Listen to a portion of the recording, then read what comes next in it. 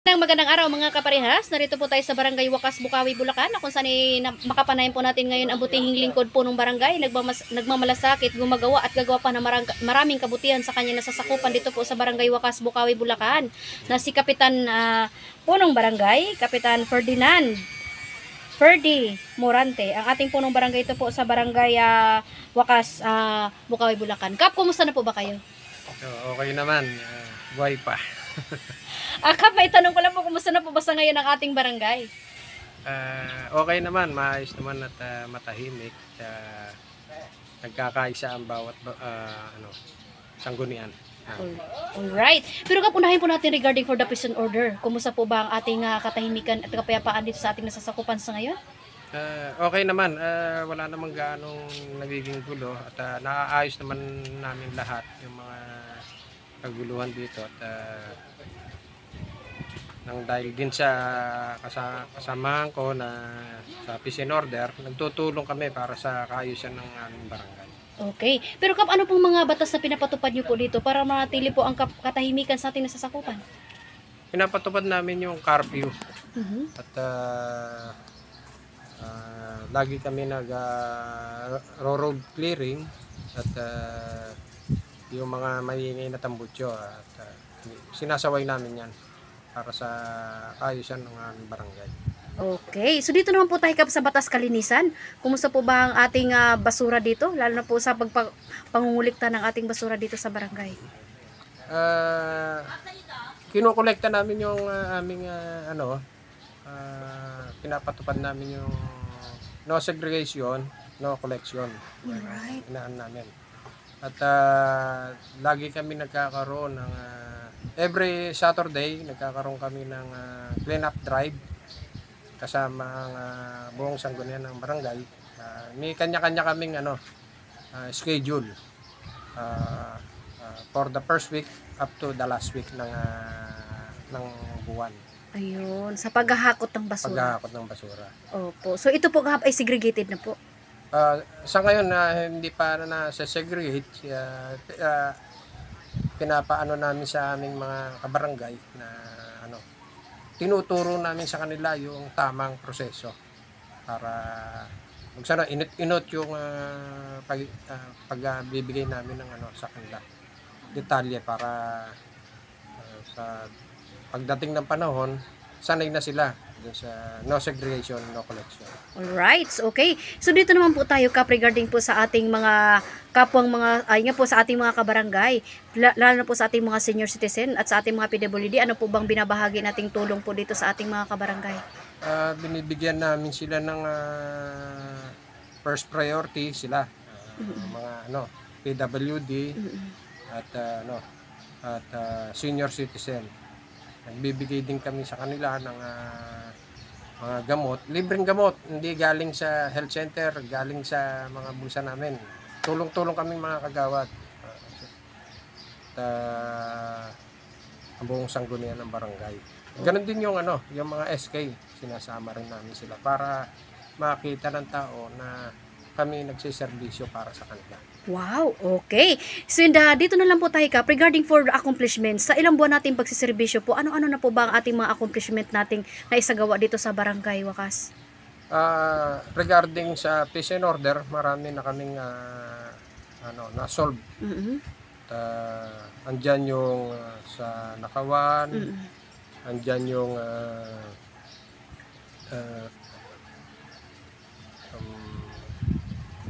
mga car accident. Yan, gina-guide namin sila, inaan namin yung mga tao na kung saan sila pwedeng lumapit.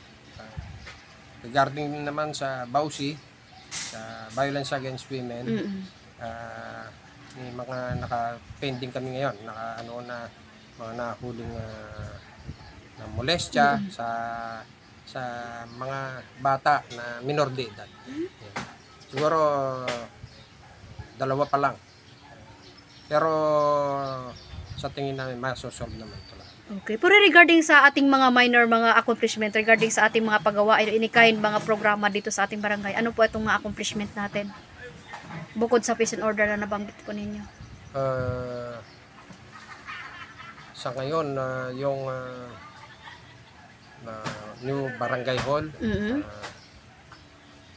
yun nga, naipagkaloob sa atin ng ating mahal na Senator Joel Villanueva. Opo, Yan din ang bagong-bago.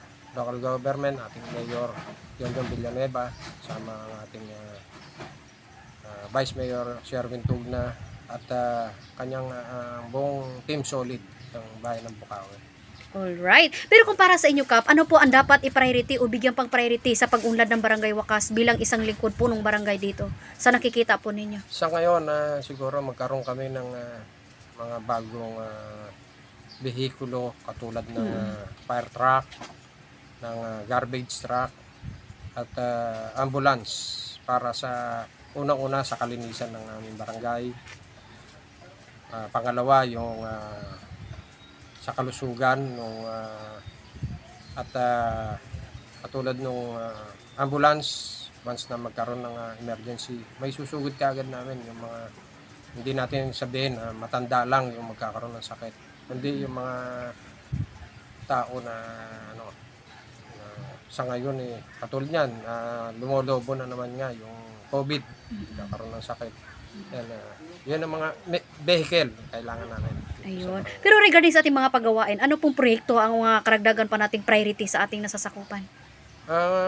Priority namin dito, sana magkaroon kami ng pabahay dito sa aming barangay para doon sa mga